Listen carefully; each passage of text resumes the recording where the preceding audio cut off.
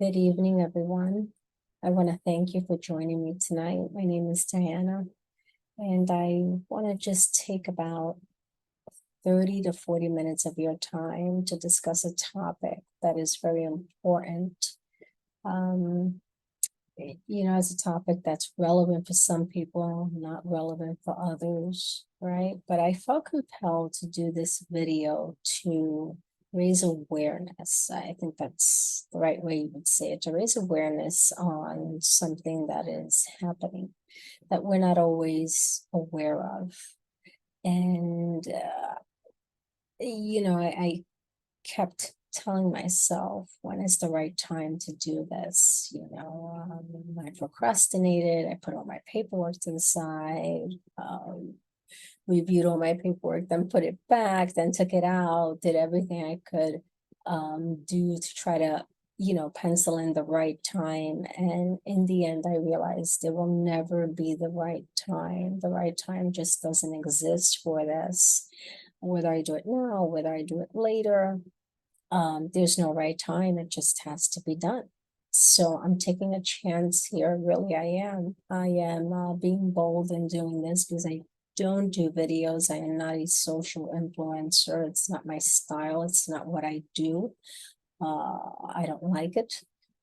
I like to watch other people when they do it, but I personally don't like to do it.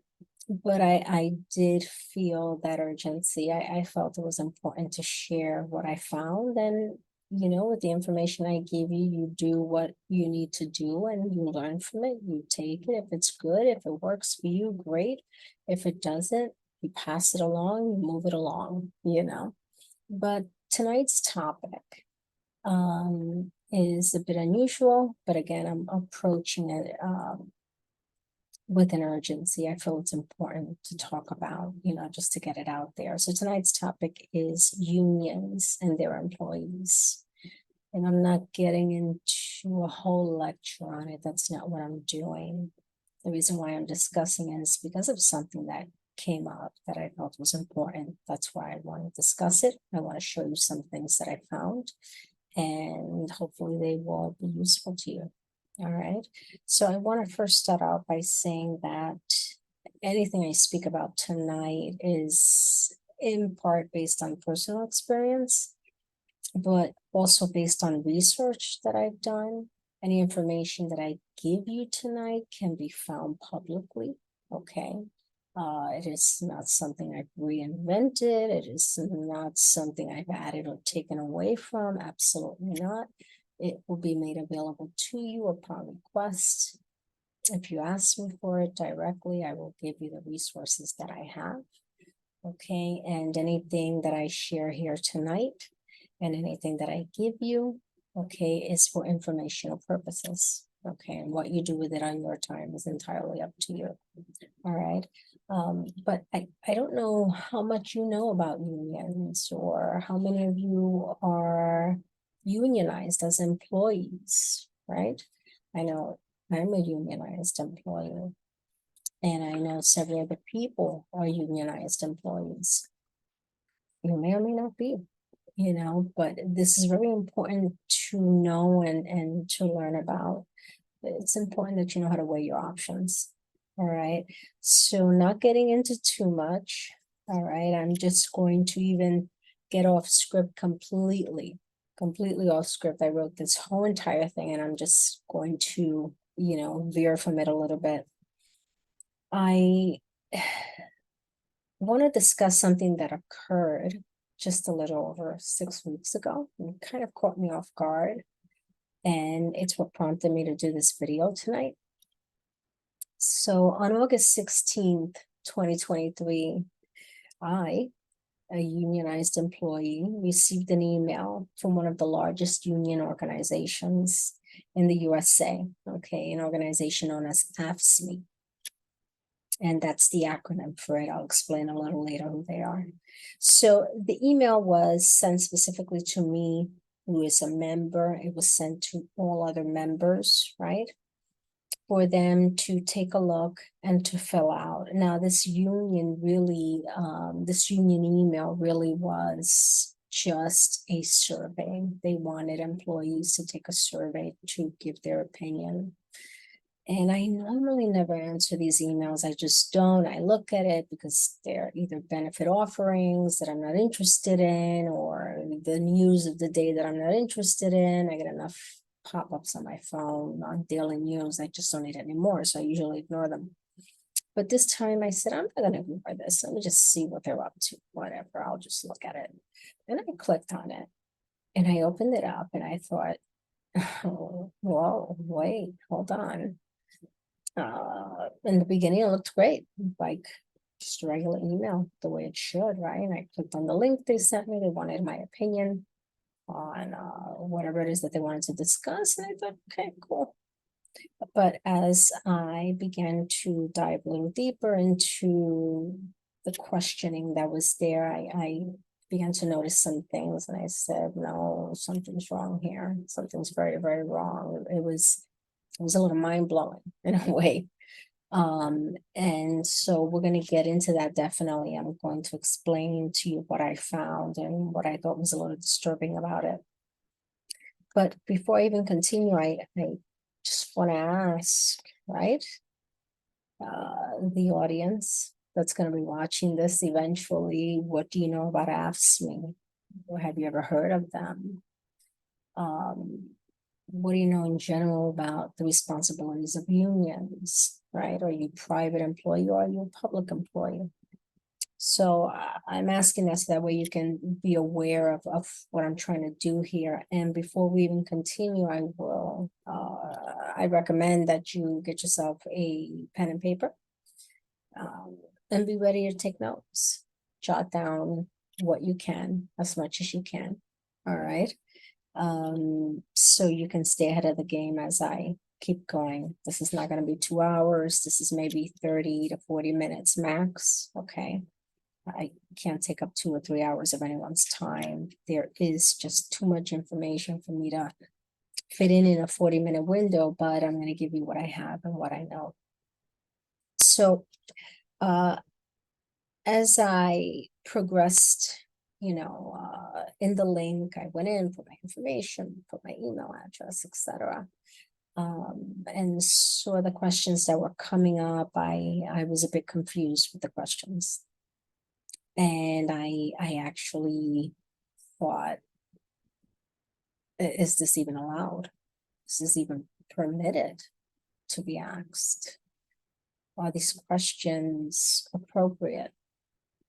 And I kept going back and forth. I was reading it, taking my time reading it, and debating on whether I should even answer these questions or not, what they could mean for me.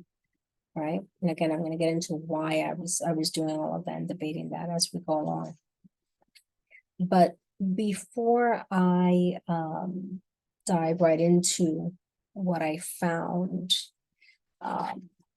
I was reminded very very quickly in that moment.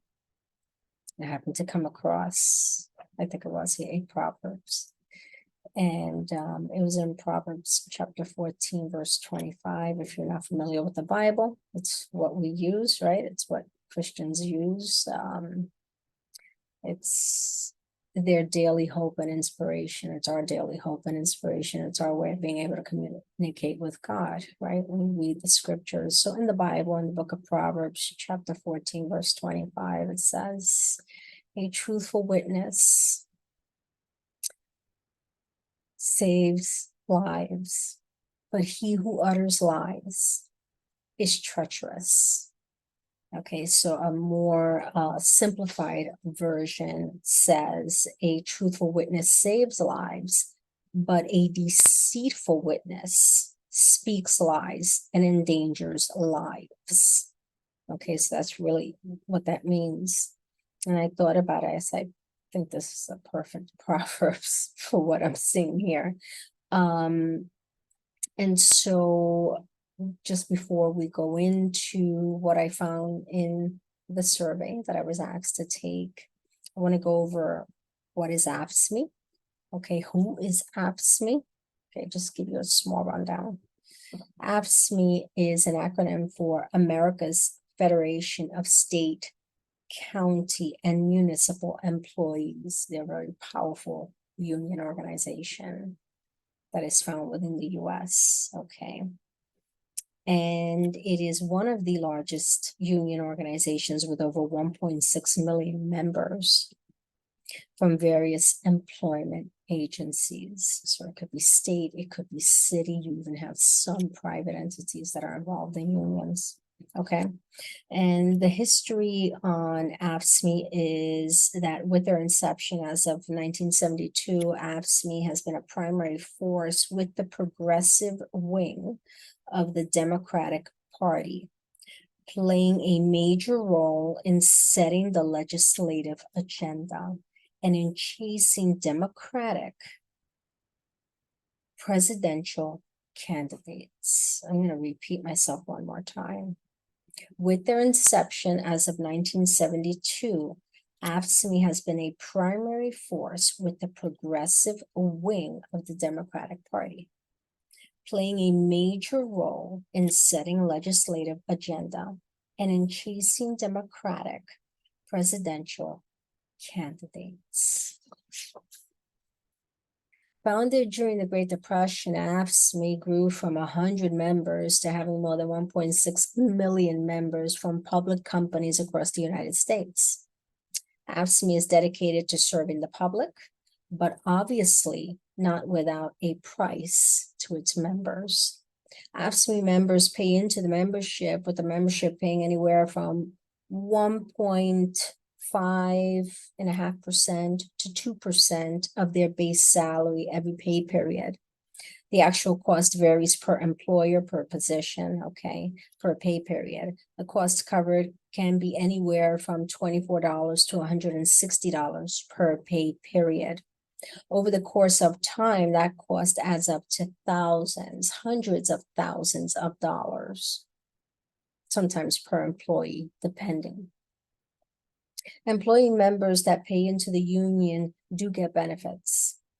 Depending on what division you work for, benefits could amount to more or less. Some agencies have better benefits than others. So really that's what it is. It's kind of like your health insurance. One person might have a better insurance than the other. Okay, some employers offer similar benefits to that of the union provider. In that instance, the employee will get up to, will be able to take advantage of either both of the options from the employer and the union, or just from one or the other. It all depends on how the benefits line up. In the end, it's up to the employee to make the decision that serves he or she in the best way possible. In just the same way, the member gets to choose his or her own employee benefits and union benefits. The member also gets to choose what he or she wants if they want to be part of the union. You can elect to be part of the union as an employee, or you can elect not to be part of the union. There are a lot of people that aren't aware of that, but yes, you do have a right to say yes or no. Some of you may already know this, some of you may not. Whenever you ask the right questions, the answers that you think you will get, you don't always get, okay? And I can tell you from experience, you can ask all the right questions in any situation, and you're not always going to get the answer that you're really looking for. Sometimes it's due to the fact that there really is no correct answer. And other times it's due to the fact that there's a hidden agenda on why you're not being given that answer. It is up to you as a competent person, as someone who's astute, as someone who knows how to defend themselves, to ask the right questions and seek out the right answers, okay? You can have a pro and a con in staying within the union, and you can have a pro and a con staying outside of the union, right? We have that in anything. There's a pro and a con in every situation that we face, okay? In speaking about benefits, there are many hidden benefits that are not necessarily offered to all of the employees. Some of these benefits you actually have to look up yourself because they're not given to you up front in those membership meetings, sometimes, not all the time. And then a lot of times you've got the most amazing union that will give you everything you need to know up front. No questions asked. You're being told everything. But there is a price to pay when you don't know something and when you do. And whenever you have a union that is based and rooted in politics, there's always going to be a heavy price to pay.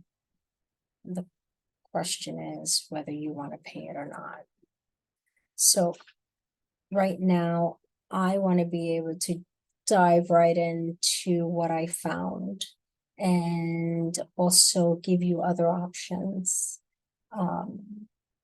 give you things to think about, okay, in the process. So while we discuss what I found, I'm going to provide you with the references. I'm also going to make sure that I give you my very best, give you the best of information that I found, let you know what choices you have, how you should handle certain matters, and how to defend yourself as an employee. All right. So let's begin. I'm actually going to share my screen with you so we can start. And I did a small PowerPoint presentation so you can see what I found. Now I am going to tell you this can work one or two ways for me. This can work against me. It can work against me because in all honesty, this is a survey that was sent confidentially. Okay, that the survey is voluntary, supposedly anonymous, but in reality, it's not when you think about it. It's really not, because you have to put a certain particular code number in, and that's something that's given to you, and then you fill out the information. So it's not as anonymous as you think. And it's something that was given to the member. It's not for the general public. Well, then if it's not for the general public, Diana, why are you publishing this? Because I think you have a right to know. And I found some of the details on here disturbing, and maybe I'm wrong. Maybe I have nothing to be concerned about. Maybe I'm exaggerating the matter. But then again, maybe I'm not, right? You be the judge. You decide what you think is best. So I'm going to bring up my screen here in a minute. My screen might actually disappear a little bit, but that's okay. And then I will share the screen with you so that way everybody can see where we're at.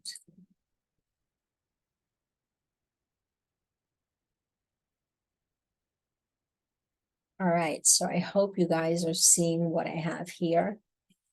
And again, if you're just joining in, this is a simple talk about the largest union organization known as AFSCME in the United States and your employee rights, right? But we're really talking about a survey that was handed out to employees, probably within multiple states, to fill out.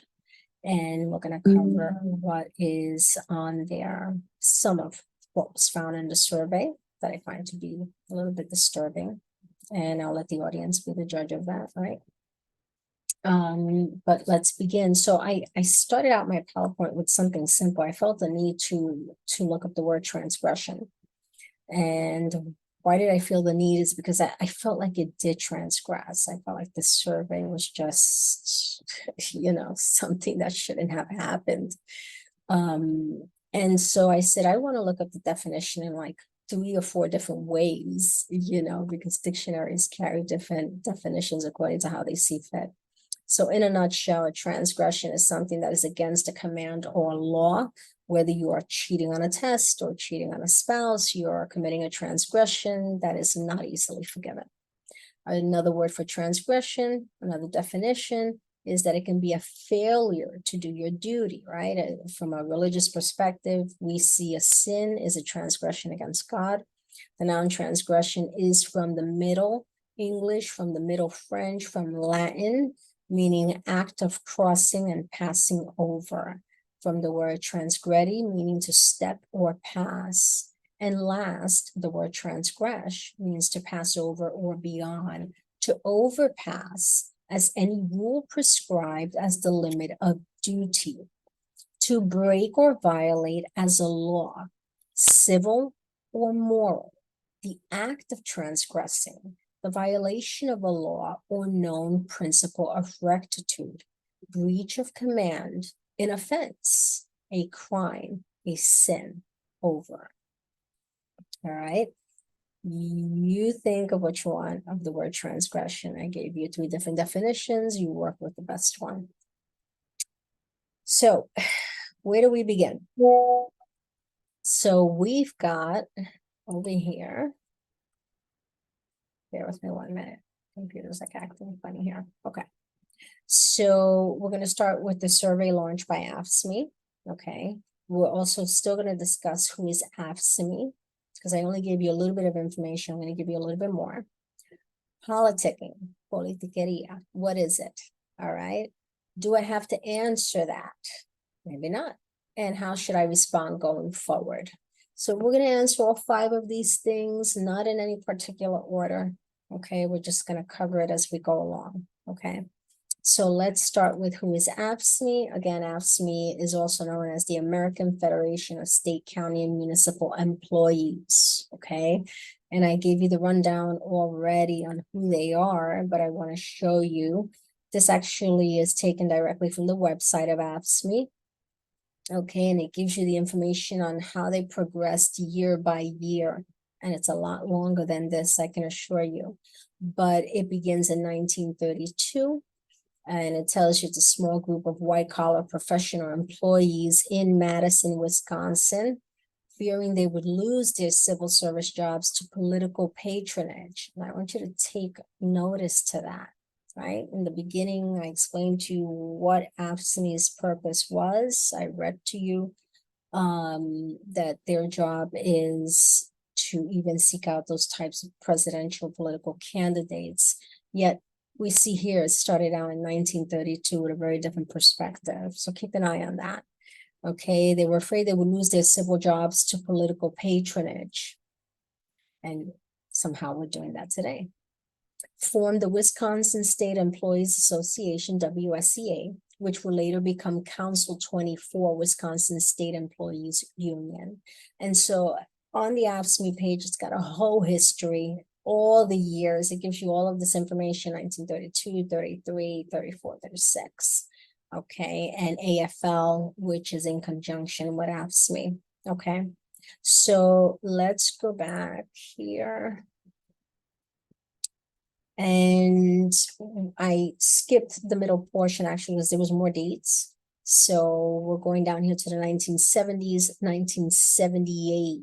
Here is where it begins in New York City, where it says the New York Civil Service Employee Association, known as CSEA, with 250,000 members and affiliates with AFSCME, and pushes membership over the 1 million mark. And that was in 1978, okay? Their CSEA, I am with DC 37, and not with CSEA. But there seems to be a mix there no matter what between the 2 entities. And again, you go down to 1981, comments made, and all this other history concerning AFSCME and everything else. Okay, so in 1981, President Ronald Reagan breaks a strike by PATCO, Professional Air Traffic Controller Organization, beginning an era of attacks on workers in both the public and private sectors. Again, this is their verbiage concerning what happened. So now you've seen this. I'm going to take you to the AFSCME page later on. I'm going to show you where you can find all this information. We're going to move on now to the survey. We're going to get started with it. So we're going to get started with this page, right? And again, they send me an email, okay, from this particular organization that's doing the survey on behalf of AFSCME, asking me to subscribe. okay, to possibly enter into a sweepstakes that they have, okay, and for me to fill out my opinion. So we get started. I click on the link and we're gonna go to the first PowerPoint that's there, the first sheet that's there. It is in no particular order. I did not put the information in any particular order. So I couldn't tell you if this was the very first question or if it wasn't.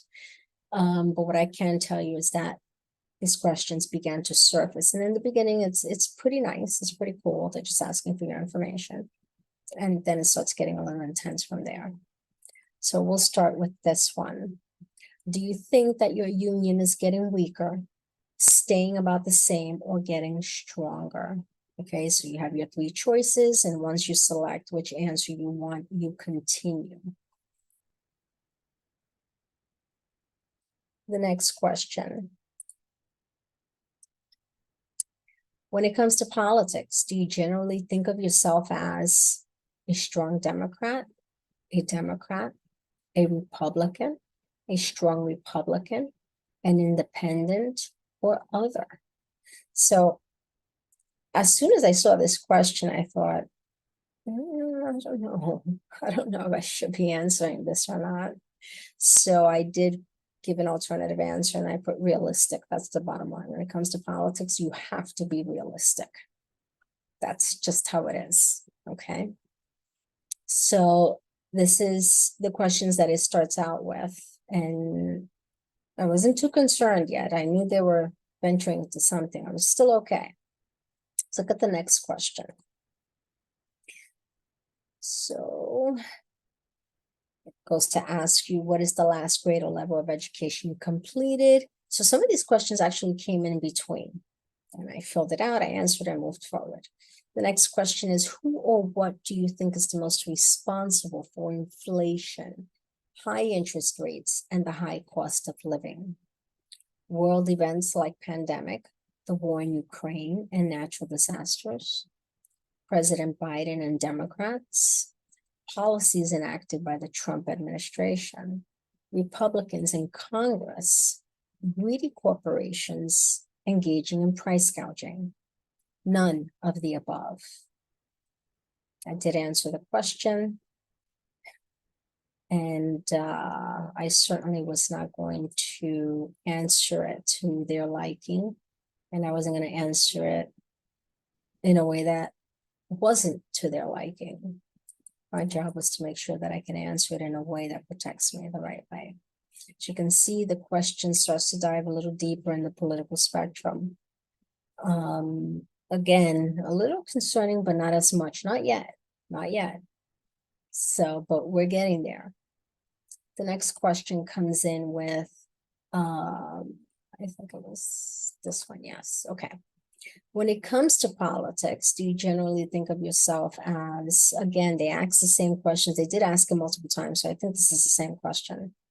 And I gave the same answer. So let's move on to the other one. And again, another one. There we go. And they asked again. Okay, so after I had went through the other series of questions, it then said, even though you said you are undecided, if you had to choose, which way are you leaning? Democrat Joe Biden, Republican Donald Trump, someone else, would not vote, don't know. Right? So, of course, I put down voting is private. Why does it matter? I will remind you, voting is private. It doesn't matter. And in a survey, unless these surveys are coming directly from the congressional party, right? From the party that represents either side, whether it's independent, whether it's Republican, whether it's Democrat, because sometimes they send out surveys too. They want to know where you stand with them on certain things. That's fine. That's acceptable if you're going to answer that. But in this case, this is different. This is not coming from any one of those political affiliations. This is coming directly from a union that is supposed to tread carefully when it comes to politics. In fact, when they first began the union, it was to stay away from that political world, right? It was not to be a participant of it. So of course, I didn't answer to what they wanted. I will tell you what I answered. What you see is that voting is private and it doesn't matter. That's my opinion. Okay. So the next question intensifies. The questions start getting more intense. The next question is, below is a list of some things that some Americans say they are personally concerned or worried about. For each of the following, would you say that worries you the most, worries you a great deal, some, not too much, or not at all? How much does this worry you personally? Now, I want you to see, which I hope you can. Let's see if I can zoom this just a little bit. I don't want to mess with this too much, but I know I have a zooming area right here somewhere.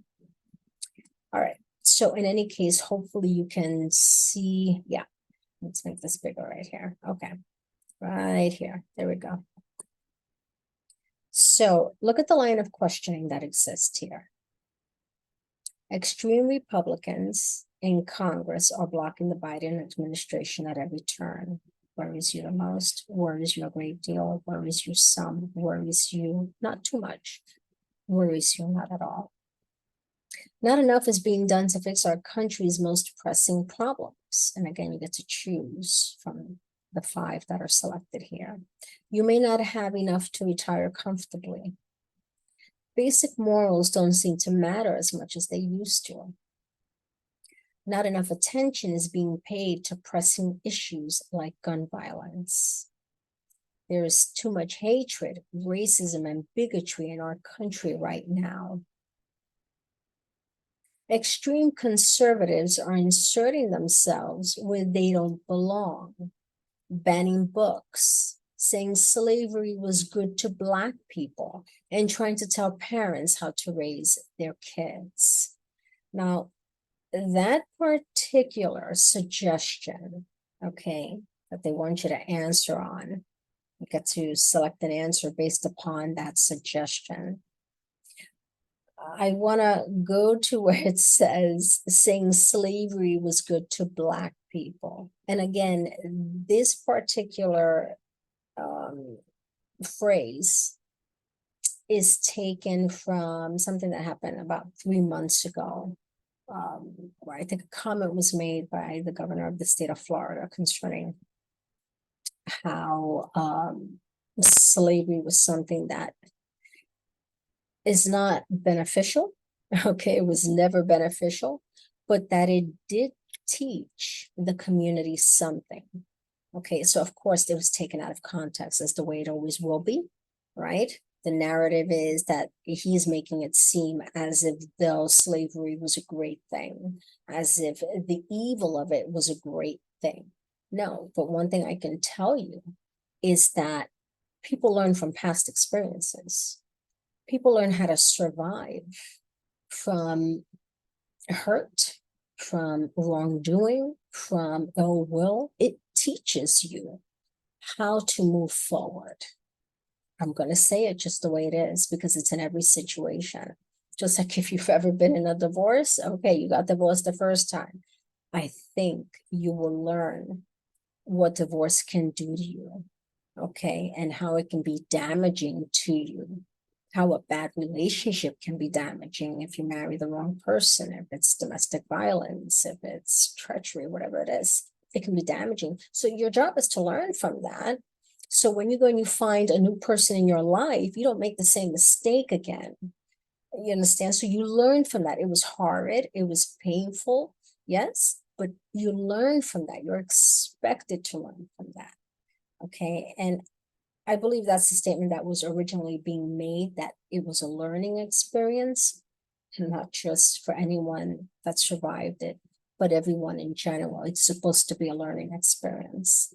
And instead, of course, it was taken out of context and magnified exponentially to mean that somehow what took place there was beneficial for the Black community in a way that they should be accepting of what took place. No, That's not what it is. But it goes to show you the verbiage that's being used here automatically. And that's concerning. Automatically, that raised awareness for me because I already knew what they were doing and what it was going to lead to, what that kind of question was insinuating, or that statement rather. So I began to get even more concerned.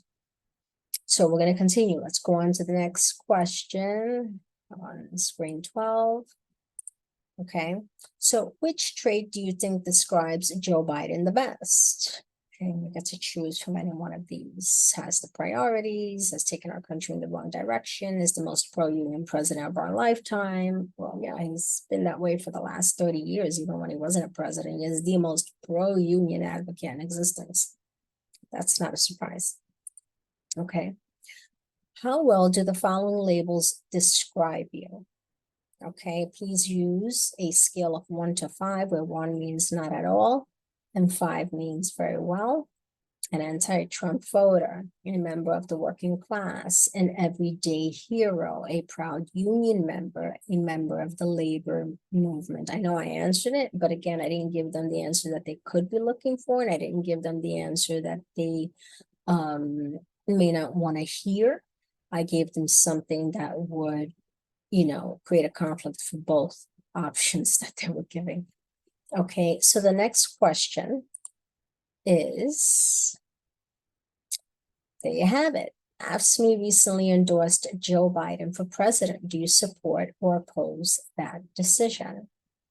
Strongly opposed, somewhat support, strongly support, doesn't matter to you, aren't sure, don't know. So you have to assume I'm going to answer the way I'm supposed to answer.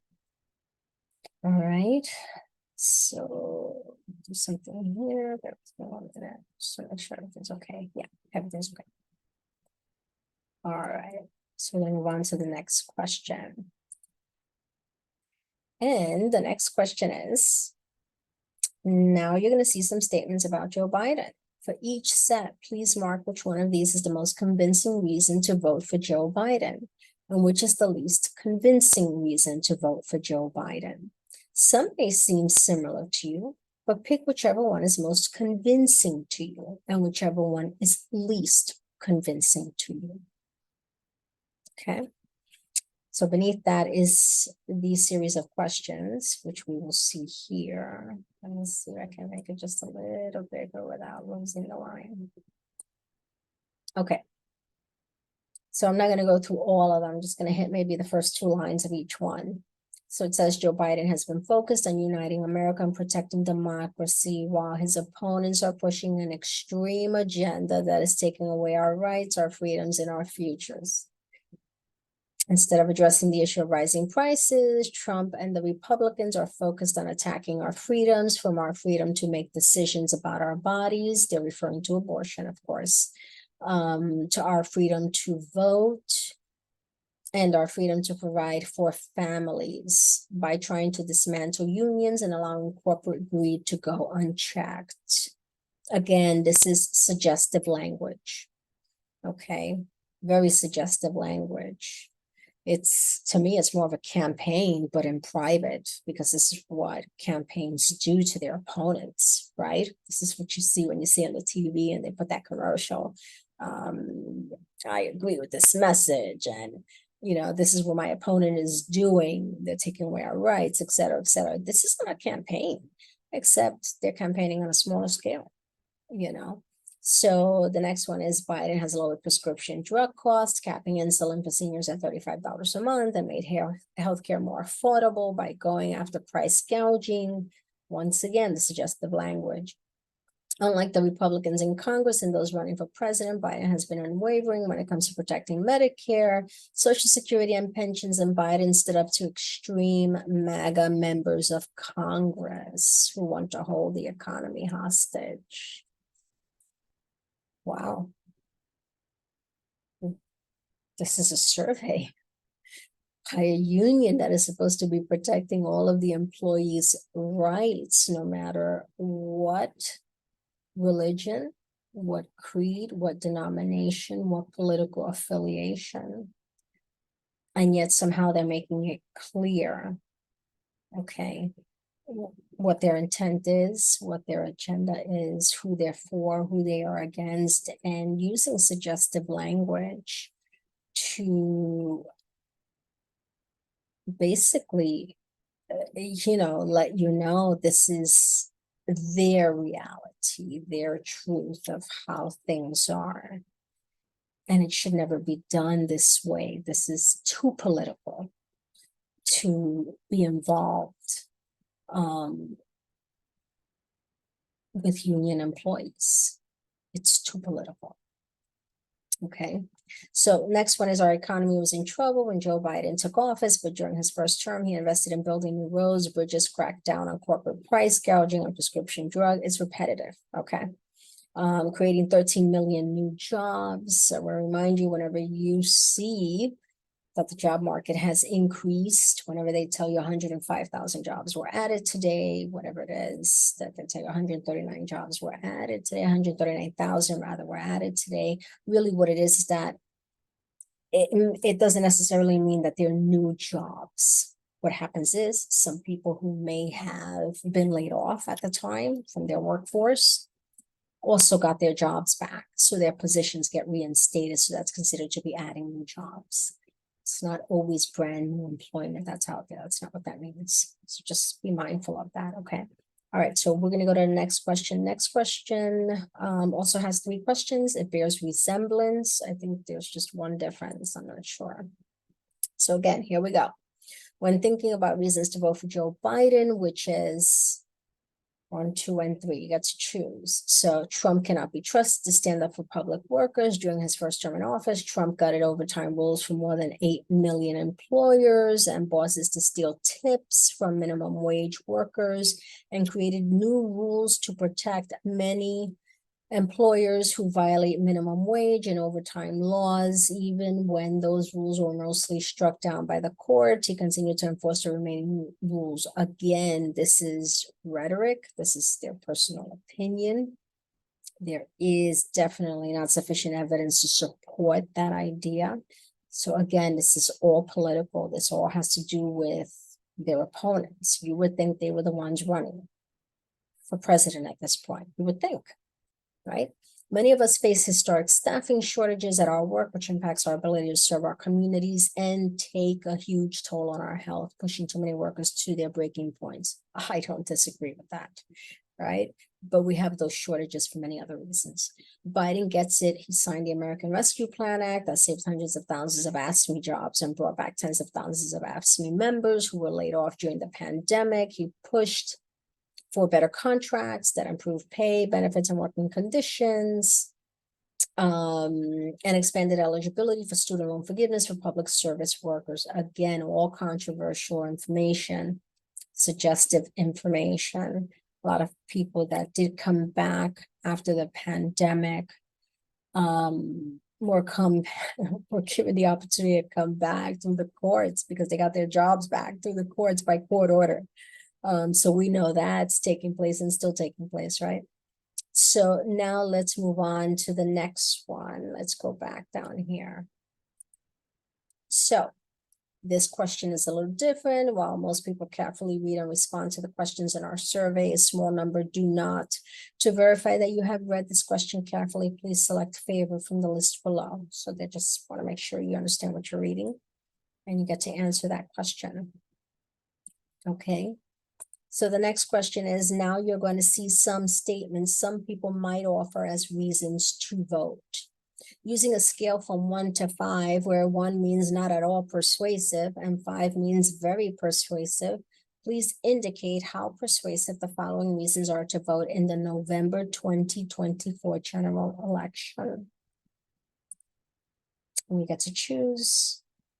They do ask these questions: the middle and working class are the engine of our economy with our skills, labor, contributions, and purchase. So when millions of people working full-time struggle to afford healthcare and housing costs, and when quality childcare is too expensive for parents, it holds back our entire economy. Voting is how we demand solutions like a fairer tax code that supports workers, recognizes our hard work, and respects the contributions we all make to helping the economy grow. I want to remind you that voting is a privilege. It is a privilege that we have. It is a right. It is not a position that we hold to demand anything. We do not demand. We are not in a position. That's not what voting is for. Voting is not there for you to demand anything. Voting is there for you to say, I would like to see X, Y, and Z happen. And I believe we can make that happen based upon what you have said. But there is no demanding in a vote. I will remind you of that. Okay. Next question, in the November 2024 election, if the November 2024 election for president were held today and the choices were Donald Trump and Joe Biden, who would you vote for? I did not answer that question for them. And I will not. Again, voting is confidential. It is none of their business who I'm voting for. And you're probably saying, well, Diana, it's a survey. You're taking it out of context. You'll understand why I'm telling you I didn't do this and why I'm doing what I'm doing as we approach the next two questions. I believe that main question is going to be coming up, and then you're going to understand why I did what I did. Okay. So let's look at the next one. I have this one. We answered this one. Okay. So the next one is, sometimes people change their mind after learning new information. If the November 2024 election for president were held today and the choices were Donald Trump and Joe Biden, who would you vote for? Again, none of your business. It's none of anyone's business who you vote for. If you want to publicly say it, you're welcome to do so. You have the right to do it. But you don't have to let anyone know who you don't want to let know. That's your right. Let's see this next question. And I believe we are hitting this very next question. Let's see. Let's see. When it comes to politics, do you generally think of yourself as, you select one, conservative, somewhat conservative, moderate, somewhat liberal, very liberal? And I chose to put liberal. The next one, which of the following statements would you say best describes you? You always vote for Republican. You vote for Republican more often than you vote for Democrats. You vote for Democrats more often than you vote for Republican. You always vote for Democratic candidates. You vote equally for Democrats and Republicans. Again, I made the decision not to give a truthful answer on that because it's none of anyone's business. Here's the best question of all. This is the one that had me sitting back on my chair, wondering, what is anyone up to? Do you consider yourself a born-again or evangelical Christian? Why would a union want to know that? Why would a union engaging in this type of political referendum ask me this question? It's not as if the question said, well, what religious affiliation do you have? Do you consider yourself to be non-religious, religious, Orthodox Jew, non-Orthodox, Christian, evangelical, Muslim, Buddhist? But the question doesn't say that. No. The question says, do you consider yourself a born-again or evangelical Christian? Why would you need to know that? So of course I answered no. And some of you might say, oh, you deny. No, I'm not denying anything. If anyone asks me upfront and in person, I will always say yes. And people who know me can tell you that I have always said yes. When they've asked me, I tell them yes. I am a born-again evangelical Christian. I will not deny it. There's no reason for me to. But this kind of questioning, I have no obligation to answer this question. This is a fishing expedition. And again, why? Because they are the drive behind the political aspect of one particular candidate, as well as the side that they feel works best for them. So knowing the fact that we as believers, right, are targeted for many reasons, and even those that aren't religious people are being targeted for many reasons. They can be conservative and not even be Christian, but they're conservative in their perspective. They're being targeted. I live in a city and I live in a state whose primary behavior is to target individuals like us to a certain extent, right? There's little things that occur that make us a primary target for them. This is a state that's not as tolerant of a Christian perspective, of a truthful and conservative perspective. Okay. And so they're asking me this question. And it was very disturbing and very uncomfortable for me, because it was at this point where I said, you know what? I don't think so. I don't even think you're allowed to ask this, in all honesty. I don't think that they're allowed to do that. But we shall see, right? We'll continue with the questioning. Thinking back in the 2020 general election for president, did you vote for Democrat Joe Biden, for Republican Donald Trump, or someone else, or did you not vote in that election? None of your business. It is irrelevant who I voted for. When I'm behind that booth, I vote for whoever I feel like voting for. You don't pay me enough to say otherwise. So that's my attitude to that. Okay, and then it begins to end. The line of questioning begins to end where they go, given everything you just read, please rate your level of motivation for voting. You choose, what you want to vote for. 1 to 10, you're motivated, not motivated, extremely motivated. Okay. Are you, or have you ever been a shop steward? So that one I've answered truthfully. No, I haven't been. They even want to know what social media platforms you visit. So unless Facebook emails me directly, unless, let's say, this company like LinkedIn emails me directly, or let's say a company like Reddit emails me directly to ask me about the other social media platforms I use, I don't need to answer this question. I just don't. It's none of their business what platforms I visit. Okay. And it ends with survey completed. Thank you. Thank you for taking our survey. That's how it ends. I want to tell you that by the time I got done with that survey, I was sitting at my desk and I go, oh my God, is this what they're resorting to? Is this what they're doing now? They're using surveys potentially to weed out who's for who, who's not for who. It could be used against a person, even though they claim it's anonymous, but I know it's not.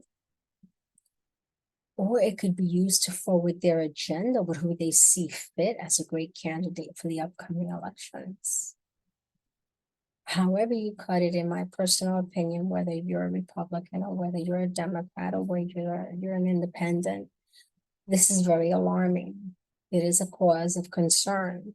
You should be concerned about it. If you're not, then that's fine. That's on you. Maybe you don't care for the politics, or maybe you just could care less. That's fine. But it is concerning and alarming for individuals like me who see no reason behind a survey like this, coming from a union who was created to protect the interest of the employee and not politicize the employee, right? So let me move on. I think I have like 3 more slides, but it's because I have definitions and references. And I'm going to tell you we're almost done. I have no doubt I've gone over my 40-minute mark, but we're almost done. All right. So here we go. Let me just reduce this in size and bring it back to a normal size. Okay. So this is an article I found in the Wall Street Journal.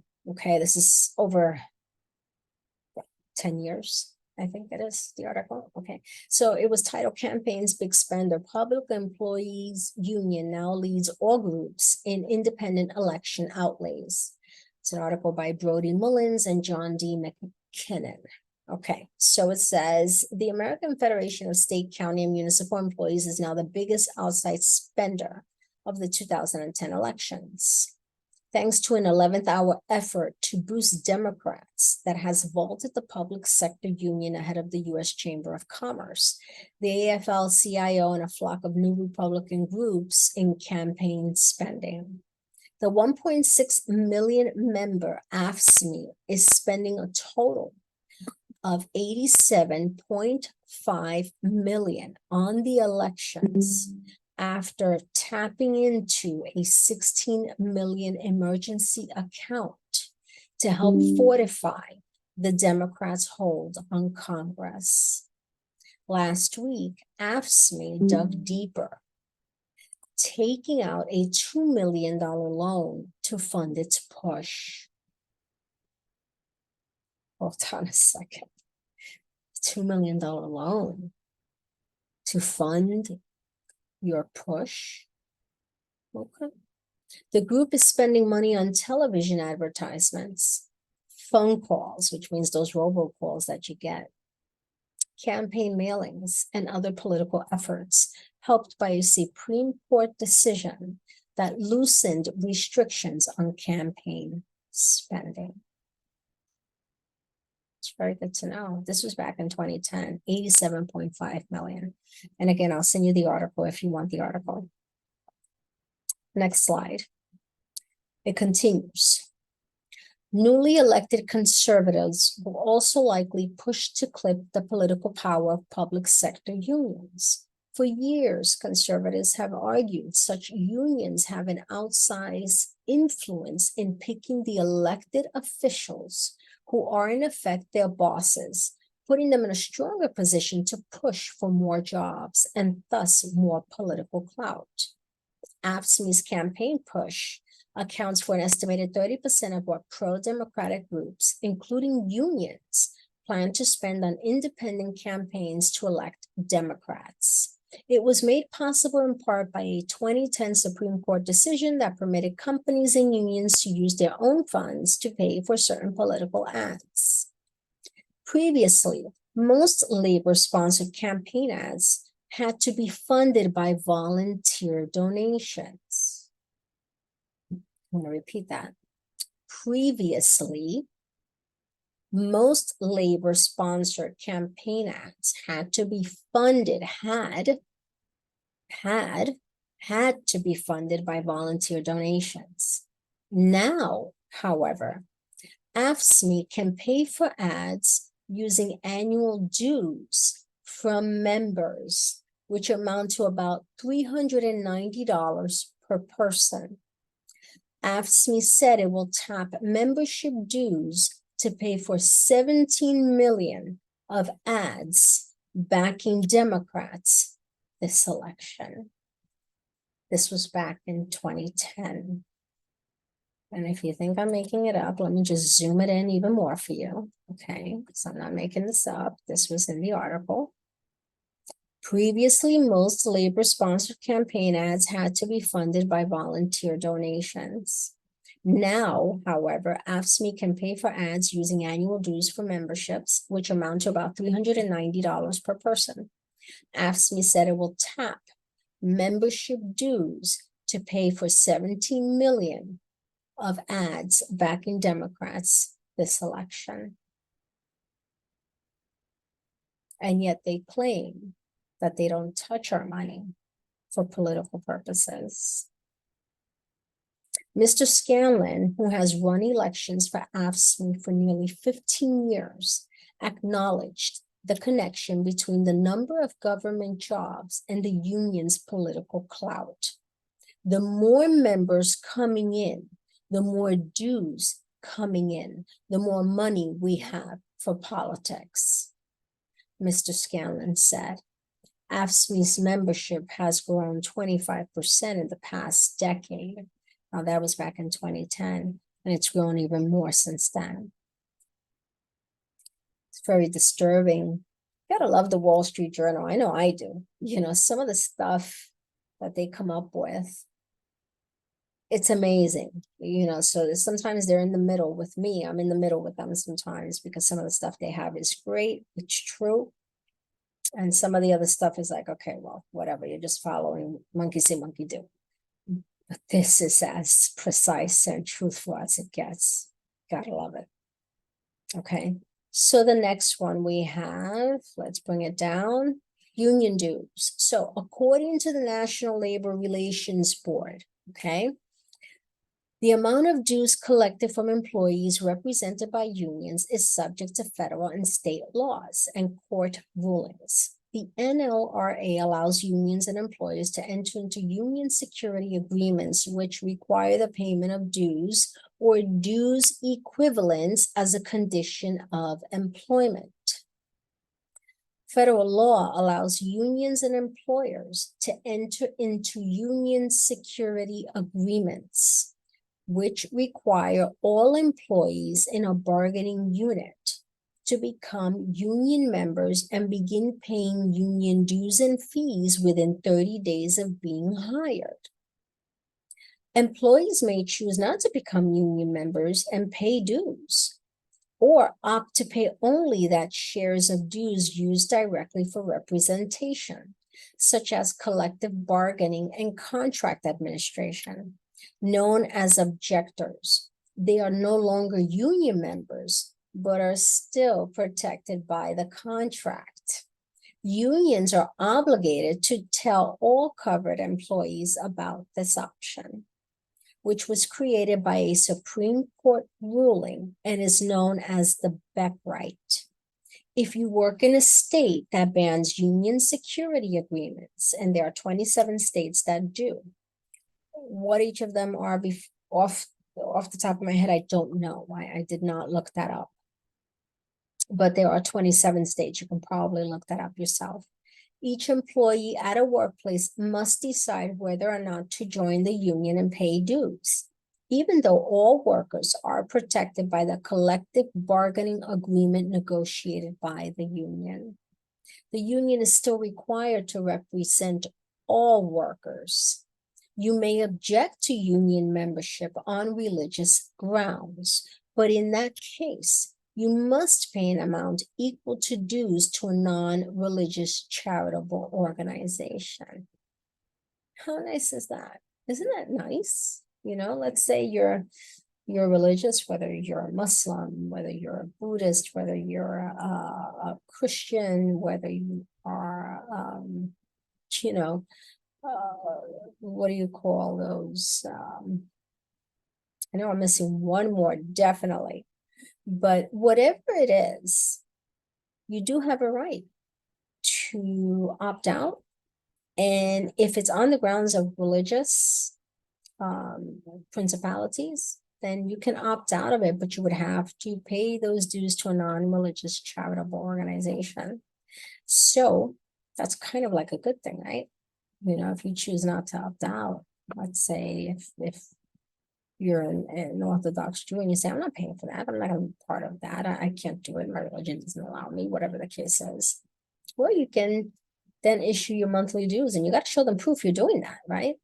But you can issue it to a non-charitable organization. You can do that. Isn't that good to know? I don't know about you. I don't remember ever being told that, but that's good to know. So let's move on to the next slide. So on my next slide, I happen to have all of my links, everything, all of my links on where I got my information from, and how you can get access to it. And again, I will give you all of this. If you ask me for it, I have no problem with that. Okay.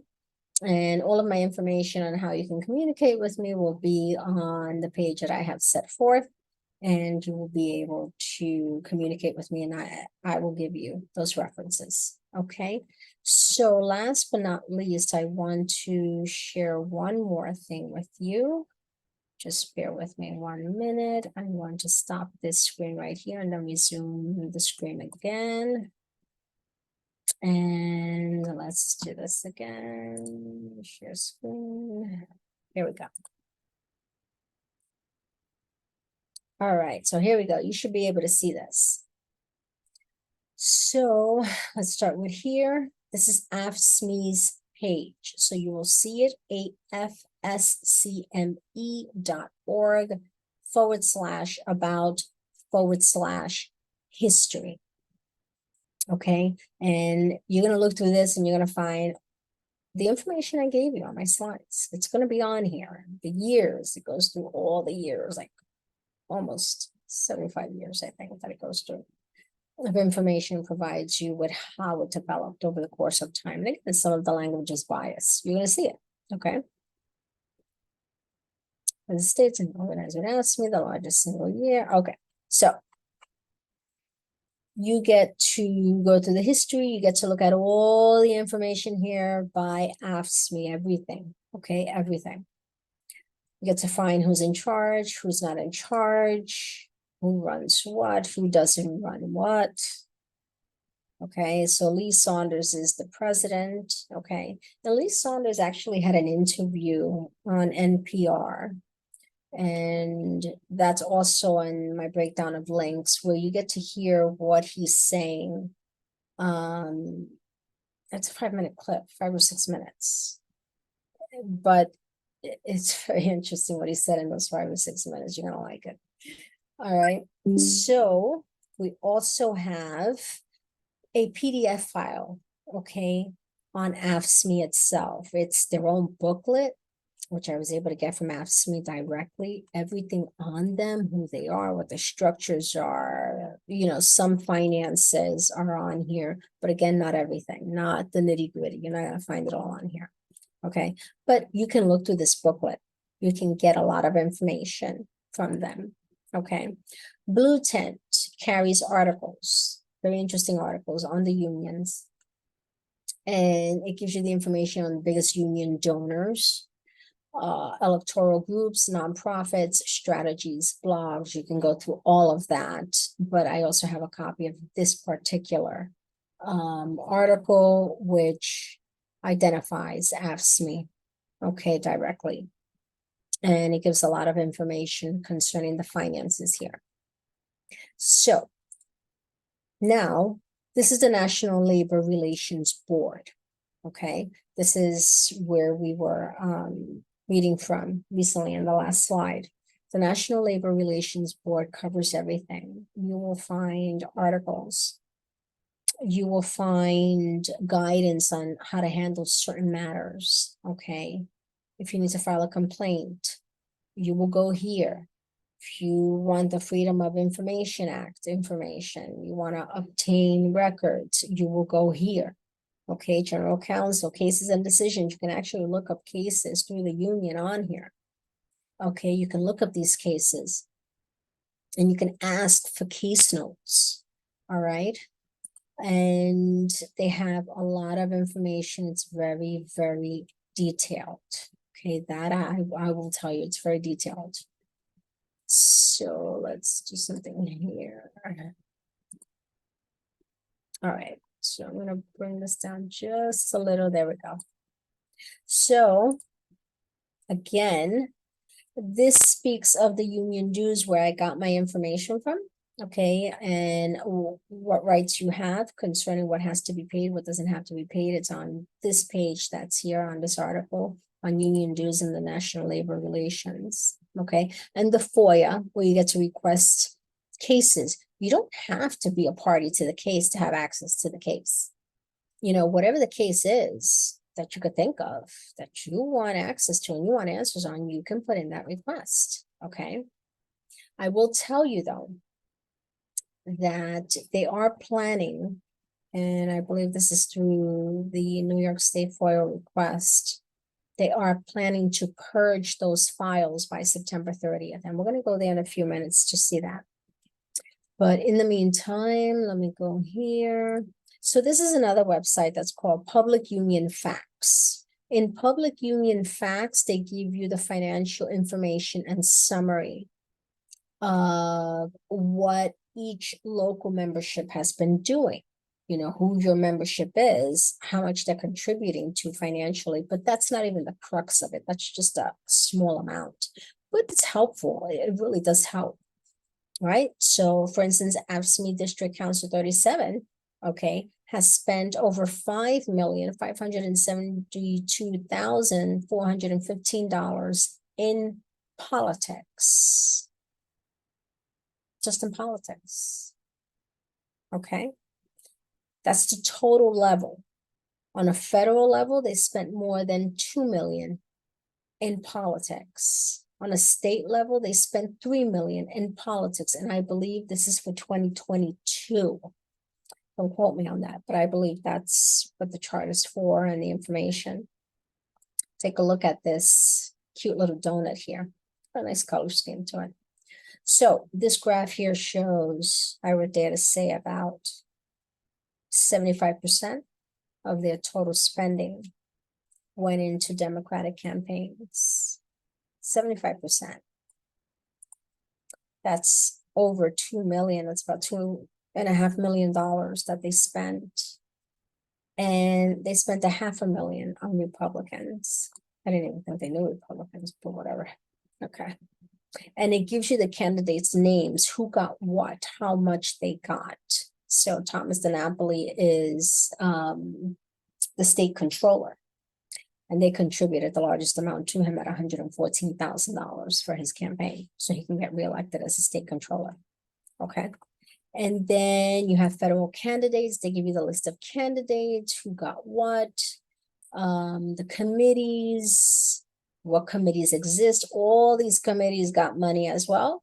American Federation of Teachers, all of these people got money, and they give you the dates. They break it all down. Federal parties, okay, state candidates. They have all of these, Eric Schneiderman, Peter Abate, everybody on here that you can think of that they contributed to financially, and they gave a total of $1.9 million of union dues to all of these political contributions, okay? So now I've got this PDF file here. This is a case that took place, and it was presented by Americans for Fair Treatment. Again, this is in my extension, my list of links, and I will send that to you. Very interesting. You can read through it, and you can make your decision with that, but I think it's a good thing to read through, okay? So the next article is by the Manhattan Institute, and they're talking about the legal aftermath of Janus versus AFSCME. And again, this is based on, if I'm not mistaken, the Beck regulation, which says you can opt out. This is like a total breakdown of the case. It's a bit lengthy, so you got to take your time to read through it, but it's an article worth having. And then we have the Wall Street Journal, which is the article that I had showed you guys, which is more in depth, because I only gave you a small portion of that. The article is very in depth, even more so. Okay, worth the read, most definitely. Okay, and then this is an organization known as Americans for Fair Treatment, where they give you all this information on memberships through the union. What people do not know about what their union is doing, and it tells you based upon, you know, the state you're in, you select the state you're in, etc. And it's very, very interesting. I wouldn't have found this if it wasn't for the fact that I wasn't doing my homework on the survey and everything else. But I got to tell you, they have a lot of options here. A lot of things, collective bargaining agreements. What does it mean? Union members, how do I opt out of my union if I choose to? Who represents me after I opt out? Everything. What are the Janus rights, which is based on the Beck regulation? And I would look into this as much as I can. Okay. So again, it's the same thing, same website, but I want you to see something, right? Because I gave you a little bit of information on AFSCME spending. There's a heck of a lot more involved. So AFSCME District Council 37, DC 37, is New York City's largest public employee union, representing over 125,000 workers across 60 locals. Okay, it is reporting negative 50 million in net. Okay, negative 50 million in net negative assets, but continues to reward its top officials with large salaries. And they're not wrong. I'll show you that breakdown. The union takes $312 and $1,885 out of members' paychecks in annual dues. And again, that number could vary depending on your position. So it could be slightly higher. In 2021, DC 37 officials collected a total of $46.7 million in dues, while they sold $20.4 million in investments and fixed assets and took out a $4.8 million loan. Again, those loans are probably geared toward politics to be able to inject money into their candidates of their choice. In addition to the loan, DC 37 is carrying $114 million in debt owed to union employees for retirement benefits.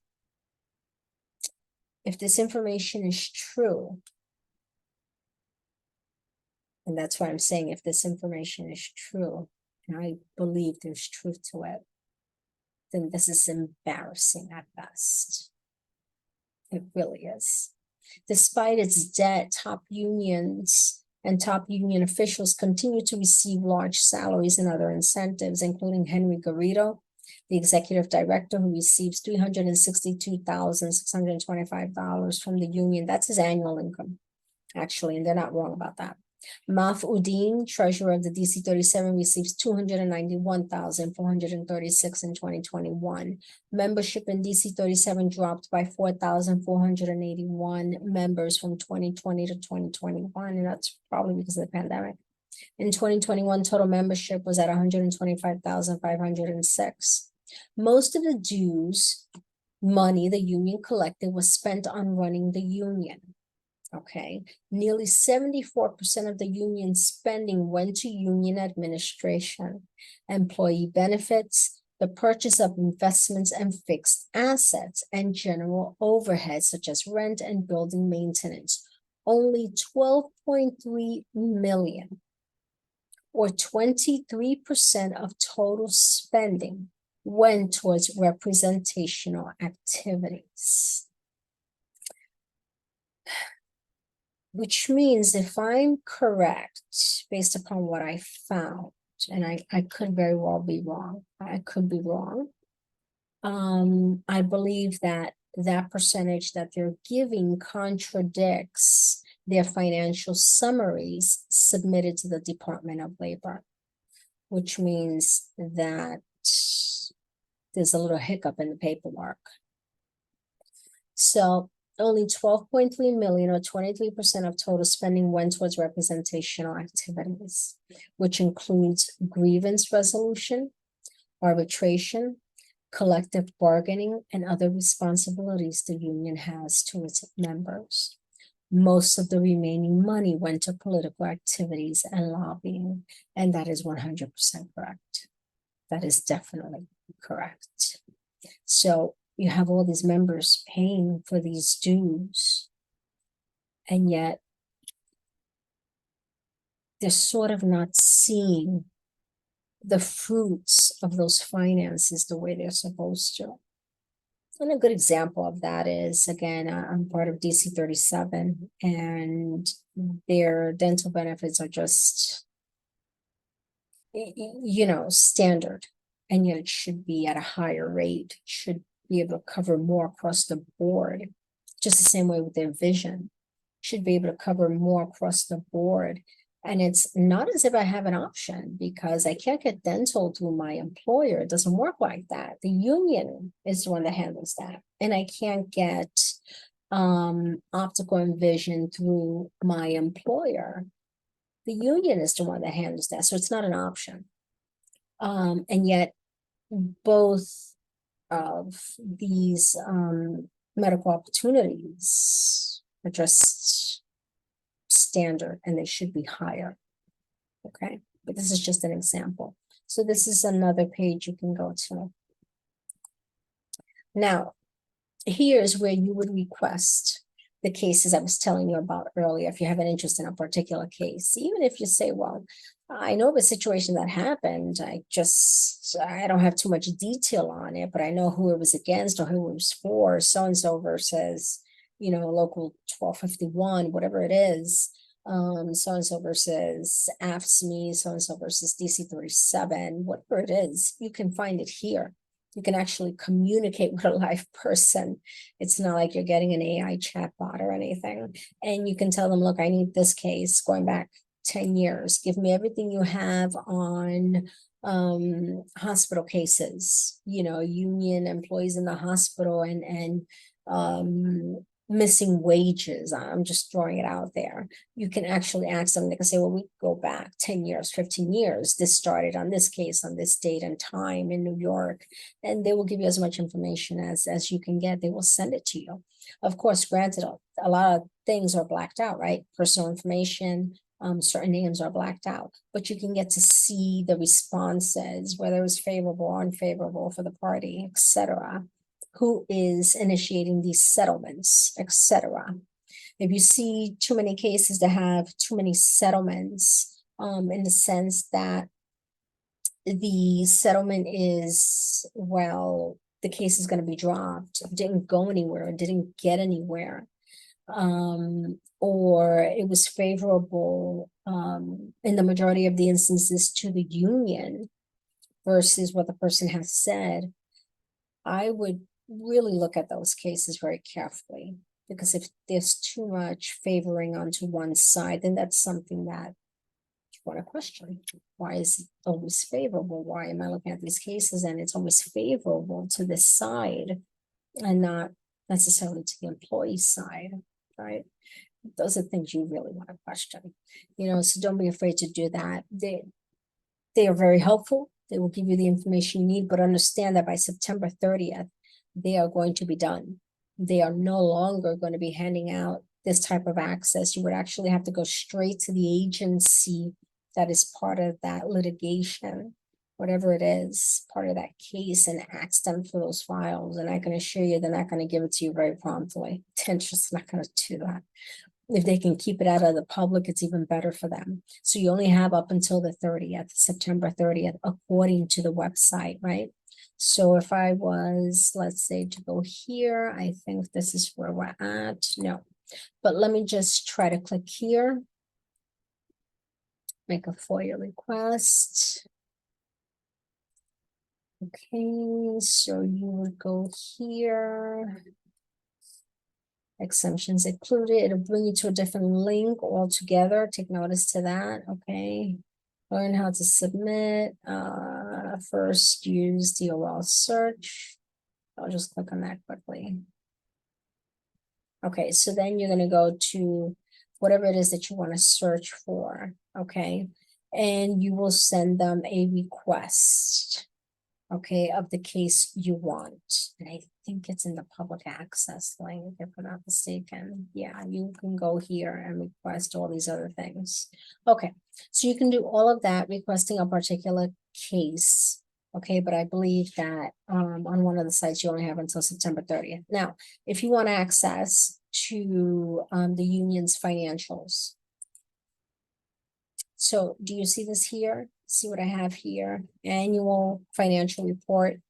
Okay, it's an LM2 labor organization report. And this is what it looks like. This is something that I never saw before. I never thought much about it, but it is very detailed. It has a lot of pages in it. It's got all of the unions that are covered under AFSCME in this area. Multiple unions, multiple local chapters. They have to give a financial account for all of this stuff. Okay, so assets, fixed assets, everything is here. This is all for 2022, what I'm looking at. Liabilities, everything. What they pay for, repayments of loans, okay? Members, the disbursements on their behalf, okay? Receipts, dividends, rent, supplies, union administration, representational activities, 12 million. Political activities and lobbying, 1 million. That's definitely impossible. And I think we know that. So we know that that number is very strategically high, very, very high. Okay. So, it really takes a great accountant to look at all of this and say something's off. I'm not an accountant. I can't tell you. I can only match what I've been able to find publicly versus this. And based upon what I see here with the information I have found publicly, there's a disalignment somewhere in certain things. Not all, but just in certain things, there seems to be a disalignment. So again, the page that we were on previously, right? That details what you can do and can't do within a union. They were not wrong about these net assets. You can see it right here. It's negative 50 million on their net assets. Okay, so there's a lot of financials in here. Gives you a full breakdown on how much all of these union individuals are being paid. Okay, who each of these individuals are. They all come from different local chapters. Okay, what they're being paid for, how much. Okay, and again, I don't know if they're even on per diem or not. I don't know how that works, if that's the case or not, right? I'm only thinking about the possibility, what if they are also on per diem? So on the books, it has X, Y, and Z. This is the figure. Off the books, they get something else. Again, I don't know. Anything's possible. Okay, but this is about 90 pages. You would go through all of this, and by the time you get to the bottom, you'll be able to see more information that's there. So I think at this point, I can stop sharing this screen over here. Yeah, so all this to tell you that this is not to be taken lightly. This is to be taken seriously. The survey that I received is extremely questionable and is concerning on many levels, because number one, it's politically driven by the union, which I didn't expect at all. I mean, I knew about some of their politics, but I had no idea how invested they were in this. I have to admit, I didn't know. And so I have to ask myself, and I think you need to ask yourself, do you want your money going into specific candidates and for specific causes? Because again, you're paying into this, you're giving them your money, and they're making use of it in how they see fit. And just the way you saw in the Wall Street article, they need more members. The more members, the more money we can have for politics. And that guy didn't mince words, that's for darn sure. He didn't hide. I don't know where he's at today. I don't know if he's still around or not. But I know that article proved a very, very good point, that the money is being used in all the wrong ways. And yet when the union began in 1932, it wasn't supposed to begin on a political level. That was never the intent at all. On the contrary, the people made it clear that they didn't want that. That's not what they were looking for. They were trying to protect their interests from the overexertion of politics. And yet it has managed to make a very, very strong comeback. And it, in my opinion, can be very damaging. So, what do you think of this? I would like your opinion. I would like to know, do you think I'm reading too much into it? Was it informative for you? Did you learn something? I hope you did. I can't tell you what to do as far as what route you should go if you have concerns, right? I can only give you the references that I found. If you'd like those references, you can ask, and I'll put that on my page. But it is a personal choice how you want to operate. And again, whether you're Republican or whether you're Democrat. You have reason to be concerned. You should be concerned by this. I don't have to agree with you politically to make sure that your interests are protected. You don't have to agree with me politically to make sure mine are protected. But the whole point is to help provide that protection. And I don't think that this survey provided any protection. I'm a firm believer that it was to fish out for information, as much information that they can get to be able to further their agenda and their campaign to inject more money into their political candidate. They're concerned, obviously. So they want to stay ahead of the game. They have a lot of concerns. And I have a valid concern, and my concern is I'm not sure if I want my money going to places that I just don't see myself supporting, no matter who the candidate is. I want to choose my candidate. I want to be given the right to choose who I want to inject my money into if I do that, you know? It's my money. I want to know where it's going. So again, I will leave you with this. I've given you enough information to work with. And I hope you learned something. I hope you put it to good use. And please feel free to share this information with others, to share the video. It's not restricted, so you can share it. And I would thank you for your time. I know I took more than 30 minutes. I think I took about an hour altogether, and I'm so sorry. I wish I could only stick to 30 minutes. I tried. There was just too much information. But I thank you again. And again, no matter what your politics are, I just think that we all have something to be concerned about with this. And we have a responsibility to each other in politics and outside of politics.